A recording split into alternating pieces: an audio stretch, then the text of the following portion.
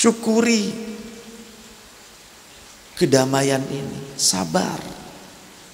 Kita memang punya banyak kekurangan, tapi bukan berarti ini menjadi dalih untuk membuat pemberontakan ataupun makar, ya. Atau kita tidak mensyukuri nikmat kedamaian ini. Dengan jalan yang baik lah, dengan jalan yang baik lakukan. Yang maju ke parlemen, majulah berjuang di parlemen. Yang ingin membenahi bangsa ini, maju di kontestasi politik, menjadi pemimpin-pemimpin, para pemimpin, majulah untuk membenahi. Begitu. Bagian nasihat para ulama, nasihat dengan cara yang baik. Itu ajaran Rasulullah. Idza kunta fikum atau idza kanat fikum nasihatan lidhi sultani. Jika kalian memiliki sebuah nasihat untuk disampaikan kepada pemimpin, falyakhudh biyadi. Raih tangannya. Bukan memukul, tapi raih tangannya, bukan pukul kepalanya. Raih tangannya. Tsumma liyakhlu, kemudian cari tempat yang privacy. Dengan menjaga kehormatan. Sampaikan nasihatmu. Syukur kalau dia mau menerima. Kalaupun tidak menerimanya, kamu sudah lepas daripada kewajibanmu. Dia punya tanggung jawab. Itu hadisnya begitu. Ya. Jadi kalimatu haqqin inda sultanin jairin. Lafaz inda ini harus dekat maknanya. Kalimat yang hak. Jadi diantara salah satu afdolul jihad, sebaik-baik jihad adalah kalimatu haqqin inda sultanin jairin. Kalimat yang baik, yang benar, yang hak. Bukan kalimat provokasi. Kalimat provokasi bukan kalimatul hak. Apalagi caci maki bukan kalimatul haqqin, itu kalimatun batil. Itu kalimatul batil itu. Masa sih tidak bisa membedakan mana kalimatul haqqin dengan kalimatul batil? Bedakan. Jadi jangan sampai menggunakan perkara batil dengan dalih hak, mengatasnamakan perkara yang hak. Maka sudah sejak zaman dulu orang bergelut, berebut kekuasaan, membalut perkara batil dengan dalil agama. Imam Ibn Rushdi itu ulama zaman dulu. Beliau sudah bilang, idza aradta an tatahakkama fil jahdi fa'alika an taghlifa kull batilin bi khilafi diniyin. Jika kalian ingin menguasai orang-orang bodoh, maka balutlah segala hal yang batil dengan dalil agama. Artinya kalau orang gampang terprovokasi melakukan perbuatan batil, tapi diprovokasi dengan dalil-dalil agama, yang mudah ikut provokasi itu orang bodoh.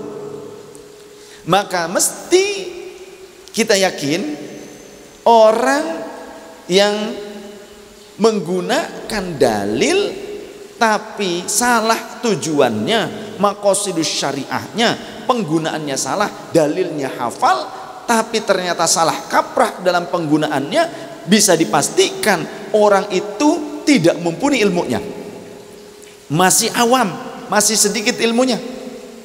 Bukan orang yang ngajinya luas, lama. Bisa dipastikan ngajinya nggak lama, pikniknya kurang, ya, kurang piknik kitab, mengkaji agamanya tidak sungguh-sungguh, belum lama, tidak luas ilmunya. Mesti seperti itu. Nah, yang jadi teroris begitu, mesti ilmunya dangkal, hanya mengandalkan ibadah saja. Jadi orang yang kesengseram ibadah saja tapi awam, bodoh, jahil, itu lebih bahaya dibandingkan orang alim berilmu tapi melakukan kesalahan. Orang alim berilmu maksudnya tapi melakukan kesalahan, itu bahaya. Tapi orang bodoh yang hanya mengandalkan ibadahnya saja, rajin ibadahnya, tidak mau dia mempelajari agama dengan sungguh-sungguh, hanya mengandalkan ibadahnya yang rajin saja, itu lebih berbahaya lagi. Lebih berbahaya.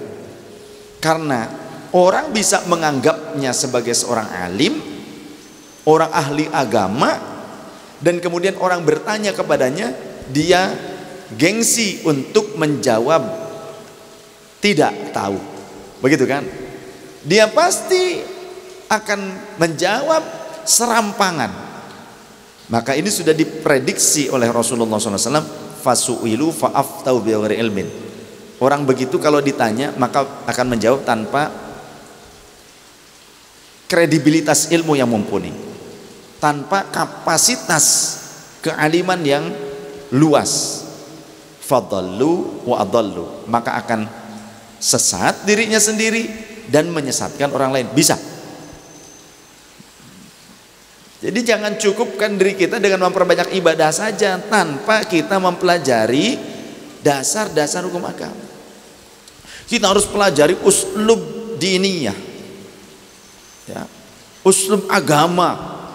Kita pelajari usul fikihnya, kemudian juga ulumul hadis, ulumul Quran. Bukan cuma hafalan Quran, hafalan hadis. Itu bagus, tapi ternyata kalau kita salah memahaminya bisa lebih bahaya, bisa menyesatkan. Bisa orang hafal Quran, hafal beberapa hadis, tapi tidak faham tentang ilmunya, ya, bukan cuma tajwid, ilmu ulumul Quran, ulumul hadis itu banyak.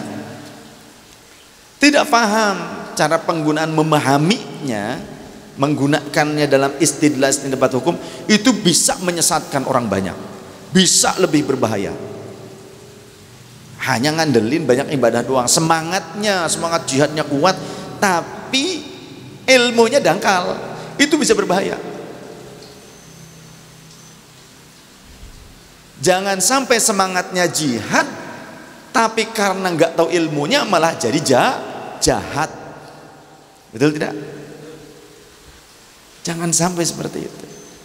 Banyak sudah terbukti orang yang semangat jihadnya tinggi, tanpa ilmu yang mumpuni, tanpa ilmu yang luas, justru malah jadi jahat. Banyak, ya. Saya tidak berarti mengeneralisir semua, tapi itu nyata. Termasuk Ibnu Muljam yang membunuh Sayyidina Ali, orang yang membunuh Sayyidina Utsman, membunuh Sayyidina Umar, membunuh Sayyidina Hasan, memenggal Sayyidina Husain dan puluhan keluarganya yang lain. Semangatnya jihad, tapi karena ilmunya dangkal jadi jahat. Terlebih jika juga ditambah dengan dasar keangkuhan ataupun maruk itu apa bahasa lainnya? Terlebih jika ditambah dengan sikap rakus untuk mendapatkan kekuasaan atau bagian daripada kekuasaan. Jika didasari dengan sifat itu, waduh, buruk sekali.